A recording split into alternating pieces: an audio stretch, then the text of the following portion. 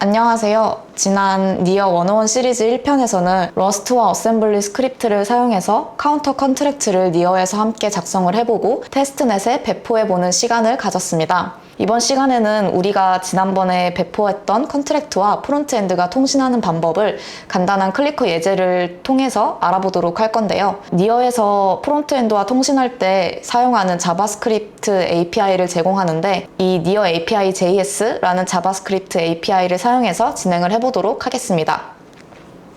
이번에 실습해볼 클리커 예제는 다음과 같이 생겼는데요. 커넥트 월렛을 누르면 니어 월렛으로 리다이렉트 되고, 여기서 커넥트를 한 후에 이렇게 플레이 버튼을 누르면 플레이 창으로 넘어갑니다. 게임 스타트 버튼을 누르면 기존에 배포된 컨트랙트에 저장되어 있던 카운터의 값을 읽어온 후에 0으로 리셋시키고 15초 동안 랜덤으로 나타나는 니어 아이콘을 클릭하면서 점수를 얻습니다.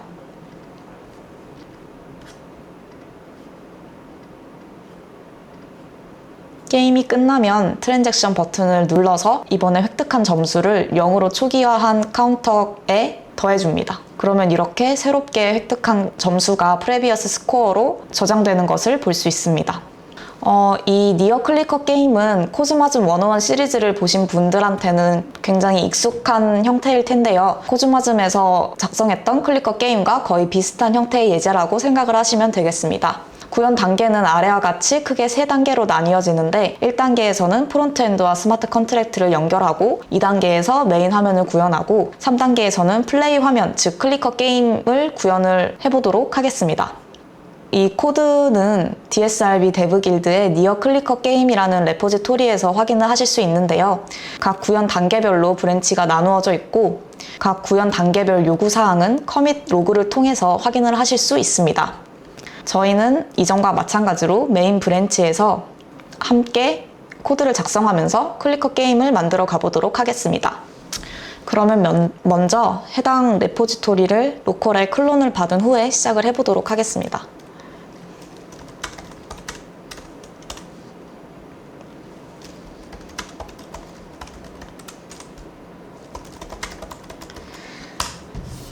야한 인스톨도 진행을 한 후에 VS 코드에서 해당 폴더를 열어보도록 하겠습니다.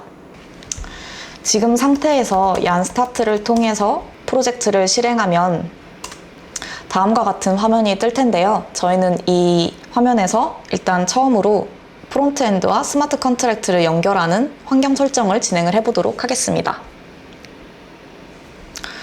웹 프론트엔드와 니어의 스마트 컨트랙트가 통신하기 위해서는 먼저 니어의 네트워크에 연결을 해야 하는데요. 그리고 네트워크에 연결을 하기 위해서는 연결할 네트워크의 정보가 필요합니다. 그래서 저희는 src 폴더 안에 니어 폴더를 만들어서 네트워크와 연결하는 데 필요한 정보를 관리해 보도록 하겠습니다. 니어 폴더 안에 config.js 파일을 생성해서 이곳에 저희가 연결할 네트워크의 환경 설정 정보를 따로 관리하도록 하겠습니다. 먼저 저희가 배포를 진행했던 컨트랙트의 ID가 필요한데요. 이 컨트랙트의 ID를 .env 파일을 통해서 따로 관리할 수도 있고 저희는 그냥 바로 작성을 하도록 하겠습니다. 저희가 지난 시간에 배포를 진행했던 컨트랙트의 아이디가 dev.dsrb.demo.testnet 이었죠. 다음으로 네트워크의 환경 설정 정보를 입력하도록 하겠습니다. 이렇게 환경 설정 정보를 입력할 수 있는데요. 해당 값은 니어 API JS의 Connect Config 인터페이스로 구현되어 있습니다. 그리고 이 키스토어를 사용하기 위해서는 니어 API JS의 키스토어를 임포트 해주어야 합니다. 그래서 변수값을 하나씩 설명을 해보자면 네트워크 ID는 말 그대로 연결하고자 하는 네트워크의 ID인데 저희는 테스트넷에 배포를 했기 때문에 테스트넷을 입력을 해주고 노드 URL은 올덴 노드에서 제공하는 테스트넷 RPC URL을 입력했습니다. 그 다음에 컨트랙트 네임은 저희가 통신할 컨트랙트가 배포된 계정의 ID를 말하고요. 월렛 URL은 사용자를 지갑으로 리다이렉트 할 때 사용되는 니어의 브라우저 월렛 지갑 주소입니다. 헬퍼 URL은 마스터 계정이 제공되지 않을 경우 계정을 생성해주는 니어 컨트랙트 헬퍼의 주소고, 익스플로러는 말 그대로 니어 익스플로러 주소입니다. 그리고 이 키스토어는 트랜잭션에 서명을 하기 위해서 지갑에 정보를 저장하는 키스토어 객체가 필요한데, 이 코드의 경우에는 브라우저의 로컬 스토리지를 키스토어로 사용하겠다는 뜻입니다. 그러면 이렇게 만든 커넥션 컨피그를 익스포트 해주도록 하겠습니다. 이제 필요한 네트워크의 정보를 입력을 했기 때문에 본격적으로 네트워크에 연결을 해볼 텐데요. config.js와 같은 위치에 utils.js 파일을 생성하고 여기서 연결을 진행해 보도록 하겠습니다. 니어의 네트워크에 연결할 때에는 니어 API JS에서 제공을 하는 connect라는 모듈을 사용할 수 있는데요. 먼저 임포트를 해주고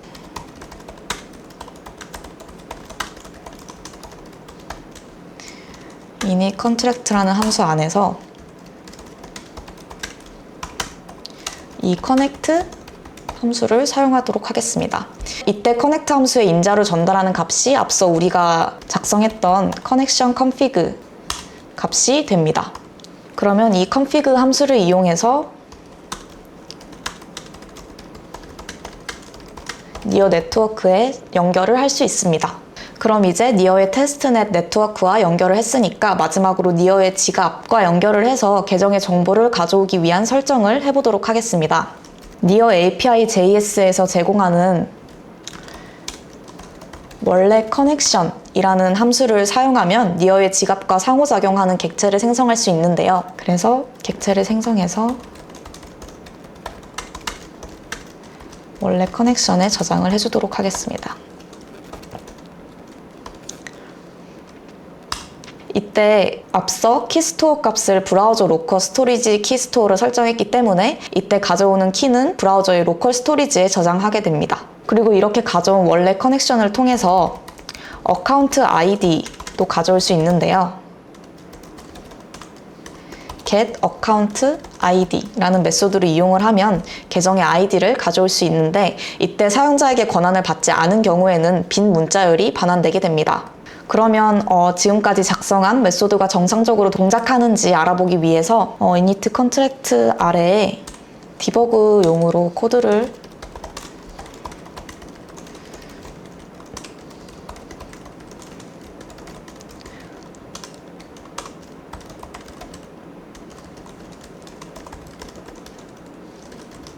추가해 보도록 하겠습니다.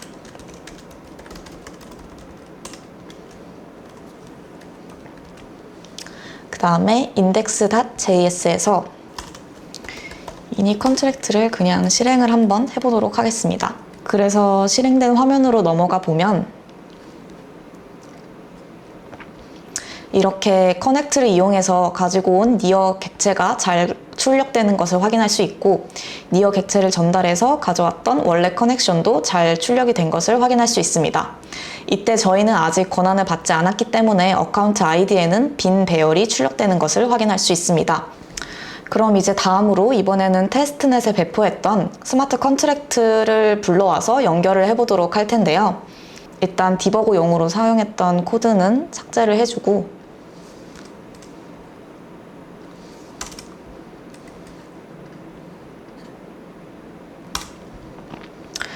컨트랙트를 불러오기 위해서는 니어 API JS에서 제공하는 컨트랙트라는 클래스를 이용을 할 수 있습니다.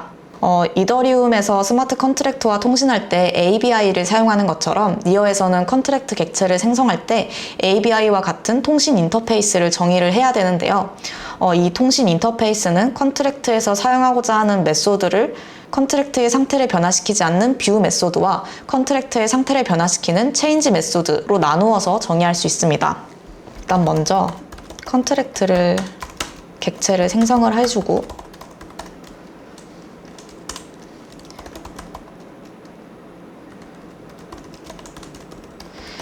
지갑에 연결된 니어의 계정을 반환해주는 원래 connection.account 메소드를 이용해서 계정을 인자로 전달을 해줍니다.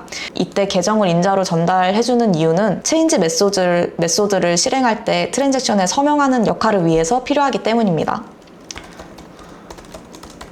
그 다음에 배포한 컨트랙트의 계정 아이디를 당연히 인자로 전달을 해줘야 되고요.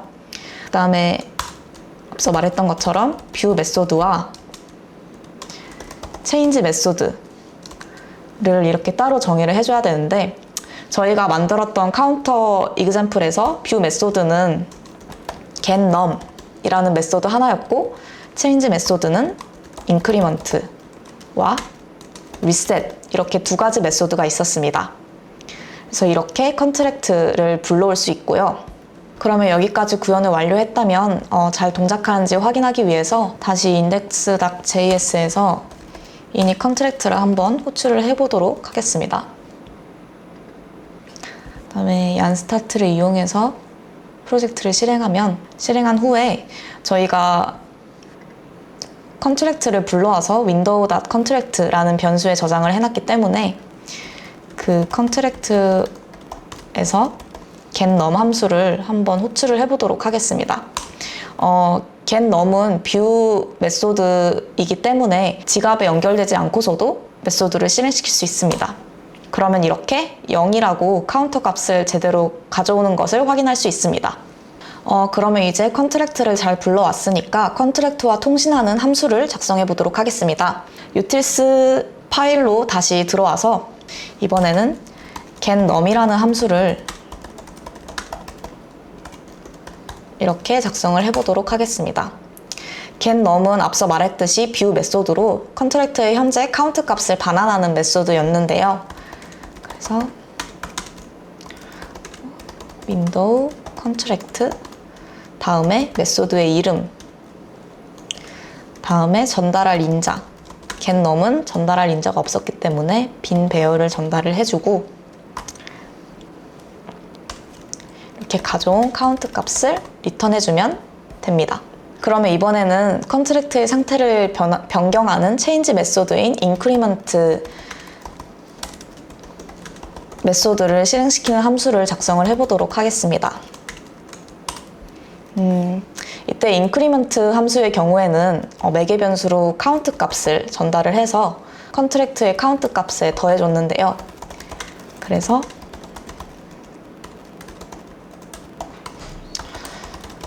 컨트랙트의 함수를 실행시키는 방법은 모두 window.contract 다음에 메소드의 이름, 그 다음에 전달할 인자, 이렇게 동일한 형식으로 함수를 호출할 수 있습니다.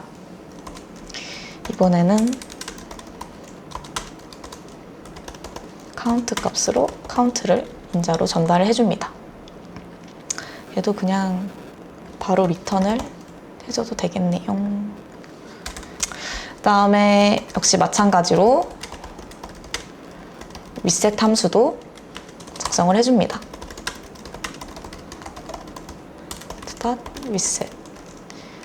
reset 함수의 경우에도 인자로 아무것도 전달하지 않았으니까 이렇게 작성을 할 수 있습니다. 이렇게 컨트랙트와 통신하는 함수를 작성을 해봤는데요. 앞서 설명한 것처럼 이 getNum과 같은 뷰 메소드는 사용자가 지갑에 로그인하지 않고도 메소드를 호출할 수 있지만 increment나 reset 같이 컨트랙트 내부의 상태를 변경하는 체인지 메소드는 트랜잭션에 서명을 해줄 계정이 필요합니다. 그래서 이제 지갑에 연결해서 계정의 정보를 가져오는 로그인 함수와 지갑과의 연결을 해지하는 로그아웃 함수를 구현을 해보도록 하겠습니다. 먼저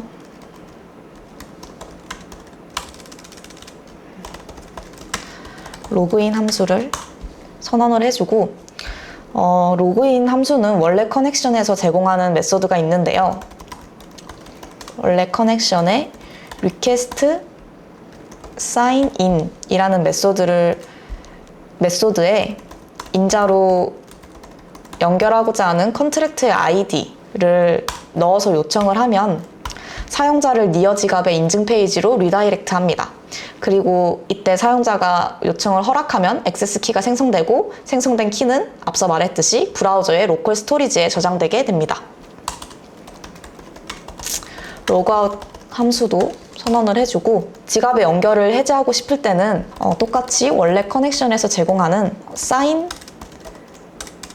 out이라는 메소드를 실행을 하면 됩니다. 그 다음에 연결을 해제한 후에는 페이지를 다시 리로드해서 변경 사항을 적용해 주도록 하겠습니다. 니어 엠브라니. 저희는 커넥션 컴피그였죠. 그러면 이제 지금까지 작성한 함수가 잘 동작하는지 실행을 해보도록 하겠습니다. index.js에서 마찬가지로 실행을 해볼 텐데, 그러기 위해서는 먼저 initContract 함수의 실행을 통해서 window.contract라는 변수가 정의가 미리 되어 있어야 합니다. 그래서 이렇게 먼저 실행을 하지 않고 코드를 조금 변경을 해보도록 하겠습니다. 어떻게 하냐면 initContract를 맨 먼저 실행을 해주고 그 다음에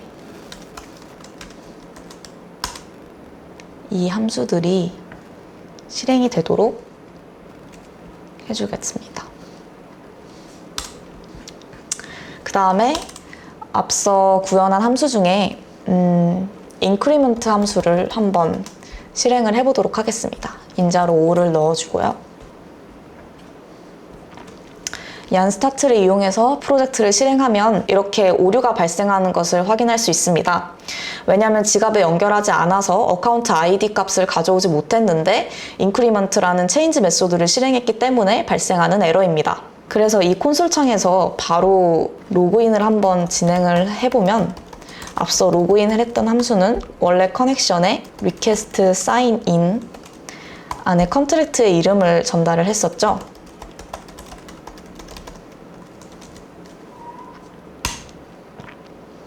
그러면 이렇게 브라우저 월렛으로 리다이렉트 되고 커넥트를 하면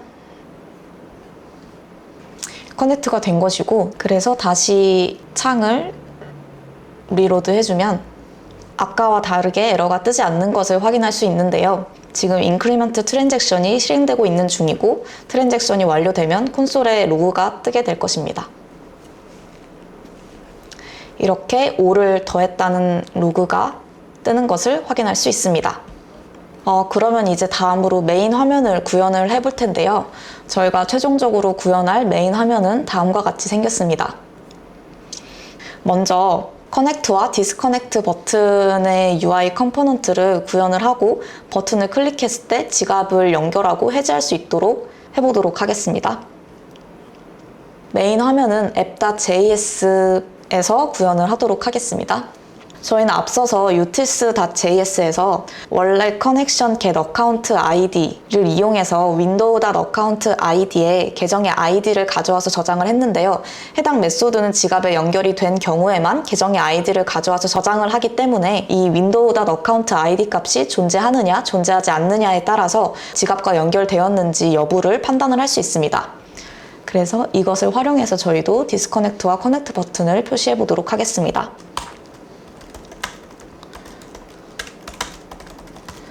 윈도우의 어카운트 아이디를 가져와서 변수에 저장을 해주고 디스커넥트와 커넥트 버튼을 렌더링하는 렌더 btn이라는 함수를 선언을 해주겠습니다. 그 다음에 이렇게 갖고 온 어카운트 아이디가 존재하는지 존재하지 않는지 여부에 따라서 어카운트 아이디가 존재한다면 지갑에 연결이 된 것이기 때문에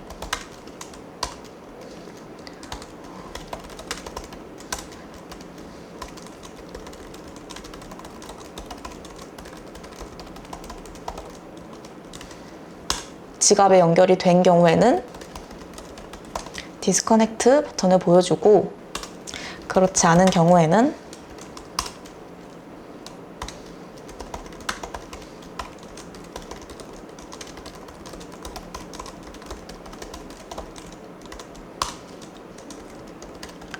커넥트 버튼을 보여줍니다.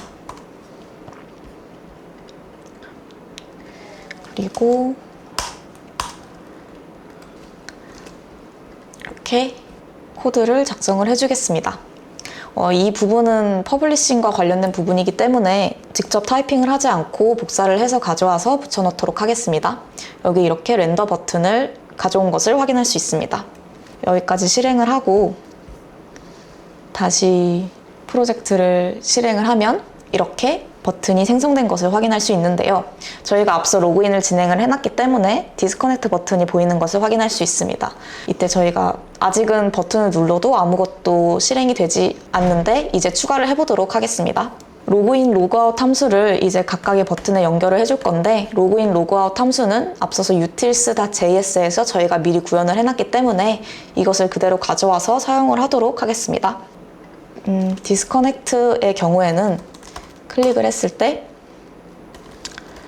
로그아웃 메소드가 실행이 될 것이고 커넥트 월렛의 경우에는 클릭을 했을 때 로그인 메소드가 실행이 될 텐데요. 메소드는 임포트를 해주고요. 그래서 여기까지 저장을 하고 다시 프로젝트로 돌아와 보면 이번에는 클릭을 했을 때 이렇게 커넥트 월렛으로 바뀌는 것을 확인할 수 있습니다.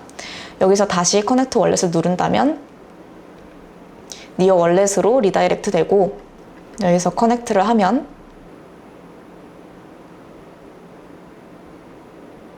이렇게 다시 디스커넥트로 버튼이 바뀌는 것을 확인할 수 있습니다. 그럼 이번에는 지갑에 연결되었을 때 계정의 잔액을 화면에 출력해보는 메소드를 한번 작성해 보겠습니다. 잔액을 가져오는 메소드는 일단 utils.js에서 추가를 할 텐데요.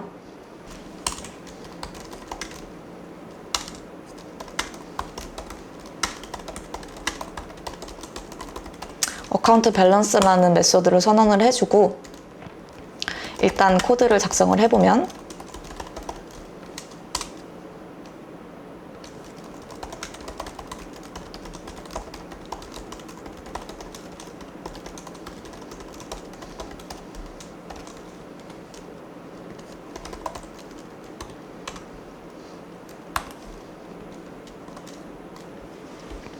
이렇게 작성을 할 수 있는데 일단 이 원래 커넥션의 어카운트에 get account balance라는 메소드를 이용을 하면 계정의 잔액을 가져올 수 있습니다. 근데 이때 해당 메소드가 리턴하는 값은 이렇게 account balance라는 인터페이스 형식을 리턴을 하는데요. 저희는 이 중에서 total이라는 값이 필요하기 때문에 그 중에서 total이라는 값을 가져오고 또 이때 토탈은 이더리움에서의 웨이와 같은 최소 단위로 표현이 되어 있기 때문에 이것을 저희가 보기 쉬운 니어 단위로 바꾸기 위해서 format near amount라는 함수를 이용해서 소수점 둘째 자리까지 반올림을 하여 나타내 준다는 함수입니다. 그러면 이제 app.js 파일로 돌아와서 앞서서 정의한 어카운트 밸런스를 임포트하고 잔액을 저장할 변수를 선언을 해주겠습니다. use state를 통해서 관리를 해주고요. 그리고 연결된 계정이 바뀔 때마다 어카운트 밸런스를 새로 호출하도록 구현을 해주기 위해서 use effect 함수를 이용하도록 하겠습니다. 어카운트가 있는지 확인을 하고 어카운트 값이 변할 때마다 실행이 되도록 하는데 이때 await async 패턴을 사용하기 위해서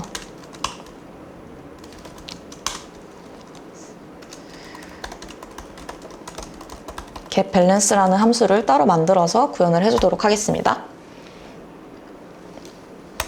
그래서 여기서는 get balance를 호출을 해주도록 하겠습니다. 그러면 이제 지갑과 연결된 경우에만 잔액 정보를 표시하도록 구현을 해볼 텐데요. 일단 지갑과 연결되어 있는 경우에 어드레스와 밸런스 정보를 출력해주는 show wallet info라는 메소드를 선언을 해주고 지갑과 연결되어 있는 경우에만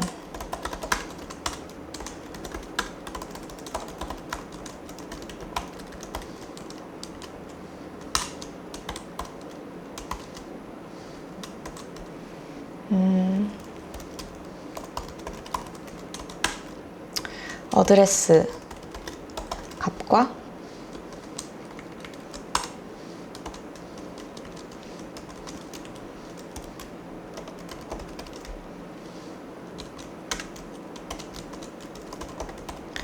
밸런스 값을 출력을 해주도록 하겠습니다. 이렇게 show wallet info 함수를 작성을 하고 엔더 버튼 아래에 show wallet info를 추가를 해주도록 하겠습니다. 여기까지 구현이 완료되었다면 이렇게 다시 프로젝트를 실행해 보면 연결된 계정의 정보와 그 계정이 가지고 있는 잔액을 출력하는 것을 확인할 수 있습니다. 그러면 이번에는 지갑에 연결되었을 때 플레이 버튼을 나타내게 하고 이 플레이 버튼을 눌렀을 때 플레이 화면으로, 그러니까 대시 플레이 주소로 라우팅할 수 있도록 기능을 구현을 해보도록 하겠습니다. 먼저 지갑에 연결되었을 때 플레이 버튼이 나타나도록 구현을 해볼 텐데요. app.js에서 구현을 해보도록 하겠습니다.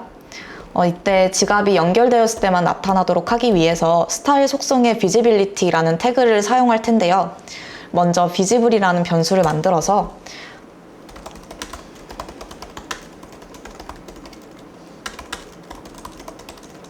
기본값은 히든으로 주고 이 해당 값이 지갑과 연결되었을 때는 visible, 지갑과 연결되지 않았을 때는 히든 값이 할당되도록 구현을 해보도록 하겠습니다. 그러면 지갑과 연결이 된 경우에는 visible 값을 갖도록 하고 그 다음에 play game이라는 메소드를 선언을 해서 지갑과 연결된 경우, 즉 visibility 태그 값이 visible인 경우에만 플레이 버튼이 나타나도록 한번 구현을 해보도록 하겠습니다. 코드가 기니까 바로 붙여 넣어주면 이렇게 플레이 버튼의 스타일 태그 안에 visibility 값을 우리가 설정한 변수인 visible로 주어서 지갑과 연결된 경우에는 이 버튼이 보여지게 되고 지갑과 연결되지 않은 경우에는 이 버튼이 안 보여지도록 이렇게 구현을 했습니다. 그러면 다음으로 이 플레이 버튼을 눌렀을 때 플레이 주소로 연결을 하도록 구현을 해볼 텐데요. 이 기능을 구현하기 위해서 use navigate라는 메소드를 이용을 할 수 있습니다. 그래서 use navigate를 통해서 navigate라는 변수를 선언을 하고 이 플레이 버튼을 눌렀을 때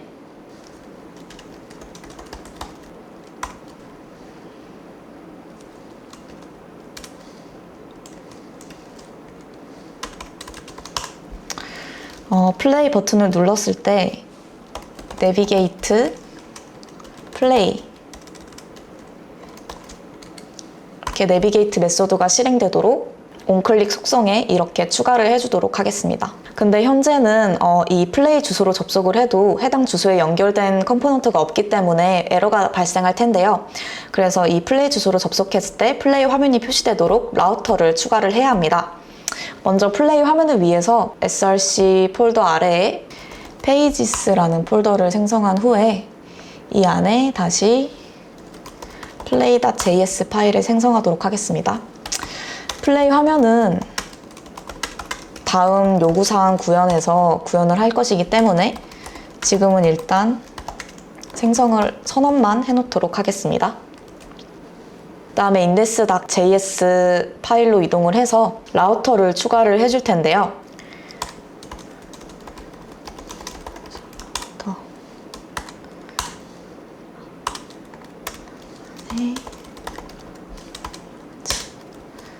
네.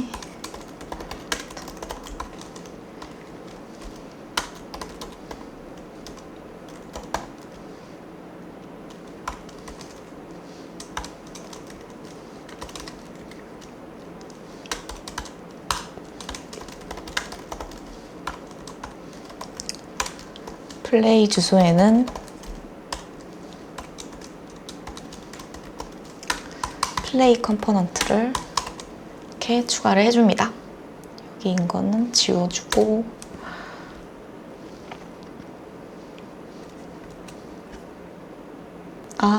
필요한 모듈을 임포트 해줍니다. 이렇게 저장.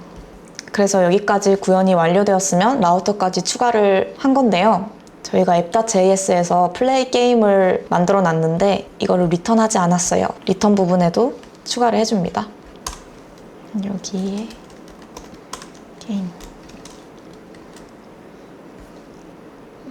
보시면 이렇게 플레이 버튼이 만들어진 것을 확인할 수 있고요. 이 플레이 버튼을 클릭하면 이렇게 플레이 페이지로 이동하는 것을 확인할 수 있습니다. 그러면 이제 마지막으로 플레이 화면을 구현을 해보도록 할 텐데요. 플레이 화면은 앞서서 우리가 만들어놨던 play.js에서 구현해보도록 하겠습니다. 우리가 구현을 할 최종 플레이 페이지는 다음과 같이 생겼는데요. 일단 먼저 플레이 화면 UI를 구현해보도록 하겠습니다. 플레이 화면 UI는 좌측 상단에 이렇게 previous score와 current score를 표시를 하고 우측 상단에는 남은 시간을 보여줍니다. 중앙에는 게임 스타트 버튼이 있고 게임이 종료되면 해당 버튼이 트랜잭션으로 바뀝니다. 그러면 먼저 이 게임 스타트 버튼과 트랜잭션 버튼을 구현을 해보도록 하겠습니다.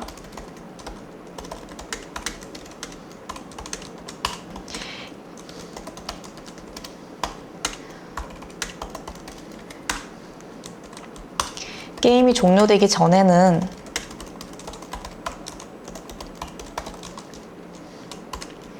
게임 스타트라는 버튼이 보이도록 하고 아닌 경우에는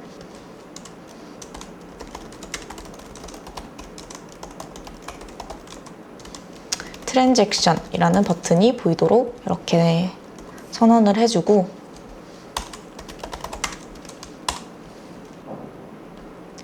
리턴하는 부분은 다음과 같습니다. 하나씩 설명을 해보면 이게 좌측 상단에 표시하는 previous score와 current score이고 렌더 버튼이 우리가 방금 작성했던 렌더 버튼을 나타내는 것이고 좌측 상단에는 타임, 시간이 남은 것을 표시를 해줍니다. 일단 이것을 저장을 해보면 이렇게 많은 변수들이 아직 지정되지 않았다고 뜰 텐데요. 변수를 하나씩 선언하면서 설명을 더 자세하게 해보도록 하겠습니다. 일단 먼저 플레이 시간은 15초로 지정을 해주고 그 다음에 남은 시간을 저장하는 time이라는 변수를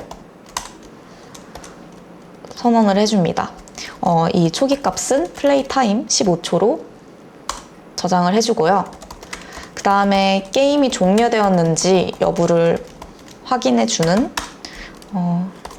게임 오버라는 변수를 만들어줍니다. 다음에는 게임이 시작되었는지 여부를 저장하는 게임 스타트 변수를 선언을 해줍니다. 그리고 마지막으로 그 니어 아이콘이 랜덤하게 나타나는데 그 아이콘의 초기 위치 정보, 그 다음에 그 랜덤하게 나타나는 그 다음에 위치 정보를 저장해주는 타겟 포지션이라는 변수도 선언을 해줍니다. 초기 값으로는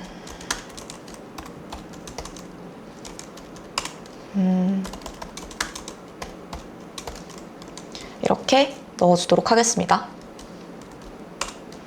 그 다음에 로딩 중인지 여부를 확인하기 위해서 로딩이라는 변수도 지정을 해줍니다. 그리고 점수를 저장해주는 스코어 변수도 필요하겠죠. 이거는 현재 점수를 저장을 해주는 거고요. 그 다음에 컨트랙트에 저장된 이전 점수를 가져오는 previous score라는 값도 선언을 해주겠습니다. 그러면 이제 에러가 사라진 것을 확인을 할 수 있는데요. 그 다음에 이렇게 플레이 화면을 다시 실행을 해보면 UI가 구현이 된 것을 확인할 수 있습니다. 하지만 아직은 버튼을 눌렀을 때 아무것도 동작을 하지 않는데요. 이제 다음 단계에서 이 부분을 추가를 해보도록 하겠습니다. 그러면 이번에는 이 게임 스타트 버튼을 클릭했을 때 실행할 메소드를 작성을 해볼 텐데요. 앞서서 utils 파일에서 작성한 getNum 메소드를 이용해서 컨트랙트에 저장된 카운트 값을 조회를 해서 가져오고 그 다음에 그 값을 previous score에 저장을 해줍니다. 그 다음에는 reset 메소드를 이용해서 컨트랙트에 저장된 카운트 값을 0으로 초기화를 해주겠습니다. 그러면 해당 로직을 구현할 start game이라는 메소드를 선언을 해주겠습니다. 이 start game 메소드 안에서 getNum과 reset 메소드를 실행을 할 텐데요. 컨트랙트와 통신하는 동안 로딩 상태를 true로 설정해주기 위해 set loading을 true로 해주고 그 다음에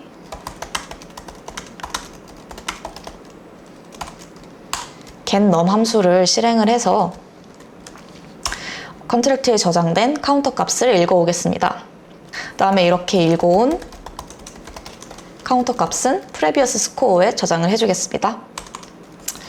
다음은 reset transaction을 보내가지고 컨트랙트에 저장된 카운트의 값을 0으로 초기화를 해주고요. 이 reset 메소드가 실행이 완료되면 이제 로딩을 false로 바꿔줍니다. 그 다음에 게임이 시작해야 되니까 게임 스타트를 true로 바꿔주고요. 그 다음에 set target 포지션을 기본 위치로 설정을 해줍니다.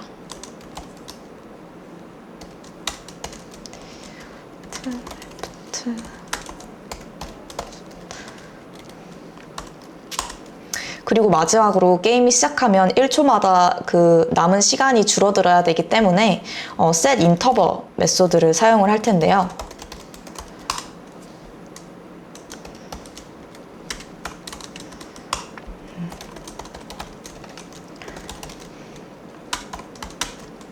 이제 타임이 0보다 큰 경우에 하나씩 빼주고 아니면 0으로. 그 다음에 이게 1초마다 실행이 되도록 해줍니다. 그리고 이때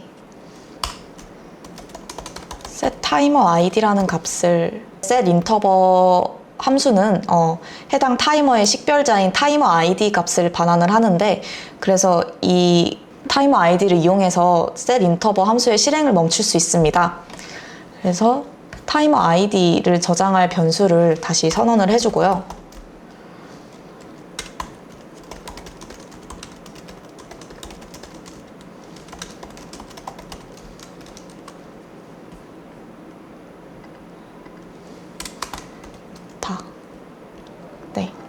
set timer id 안에 이 set interval을 넣어주도록 하겠습니다.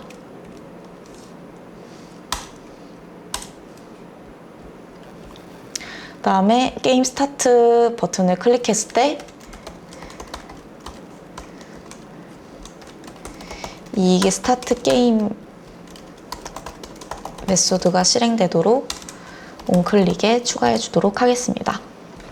이제 다시 플레이 화면으로 넘어와서 이번에는 게임 스타트 버튼을 클릭을 해보면 이렇게 로딩이라는 창이 뜨고 이전에 저장된 값을 가져오는 것을 확인할 수 있습니다. 그 다음에 리셋 트랜잭션이 실행이 완료되면 이렇게 시간이 줄어들고 로그가 찍히는 것을 확인할 수 있습니다. 그럼 이번에는 니어 아이콘을 클릭했을 때 점수를 일씩 증가하고 다음 위치를 랜덤하게 지정하는 메소드를 구현을 해보도록 하겠습니다. 먼저 니어 아이콘을 클릭했을 때 실행되는 함수를 작성을 해보도록 하겠습니다. 니어 아이콘을 클릭하면 스코어에 저장된 현재 점수가 1씩 증가를 해야 되고, 그 다음에 아이콘의 다음 위치가 랜덤으로 설정이 되어야 하는데요.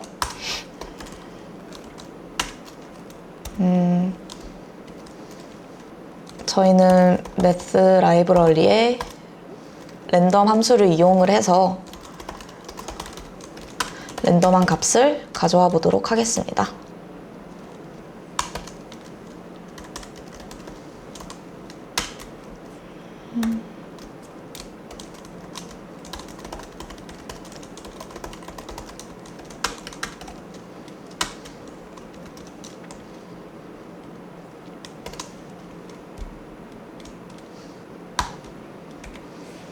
그리고 이렇게 작성한 메소드를 니어 아이콘을 클릭했을 때 실행이 되도록 추가해 주도록 하겠습니다. 네. 클릭으로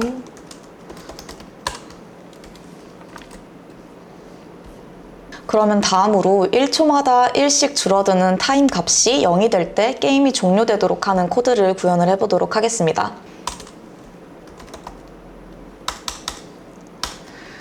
타임 값이 변하는 것을 감지하기 위해서 use effect 함수를 이용을 하고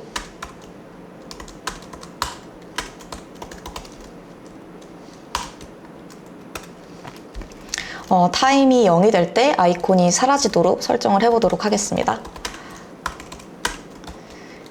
0이 되면 아이콘의 포지션을 디스플레이 논으로 해서 아이콘이 보이지 않도록 설정을 해주고 게임이 종료됐다는 알러트 창을 표시하도록 하겠습니다. 그 다음에 set interval 함수를 중지를 해야 되는데요. 이때 아까 짧게 설명을 했던 타이머 id를 사용할 수 있습니다. 그 다음에 게임이 오버됐으므로 게임 오버 변수를 true로 바꿔주고 게임 스타트 변수는 false로 바꿔줍니다. 그리고 다시 플레이 화면으로 돌아가서 게임 스타트 버튼을 누른 후에 니어 아이콘을 누르면 이렇게 1씩 점수가 증가하는 것을 확인할 수 있습니다. 그리고 타임도 줄어들고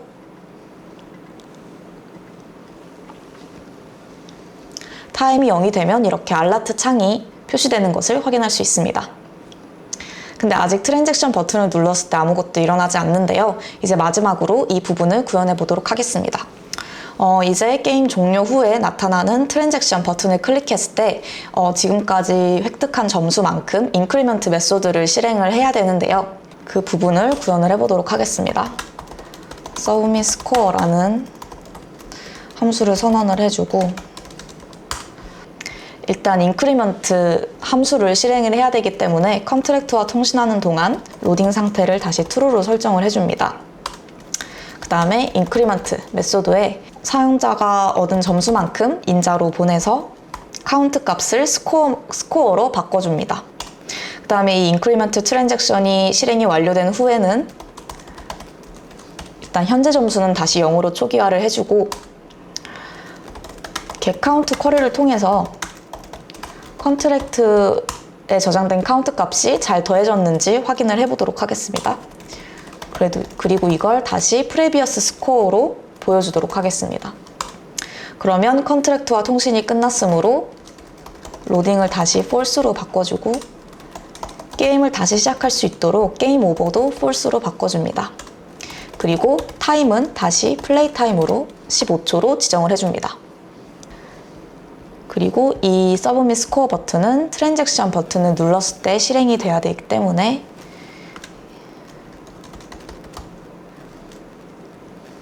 여기에 onClip 메소드로 추가를 해주겠습니다. 그 다음에 다시 실행을 해보면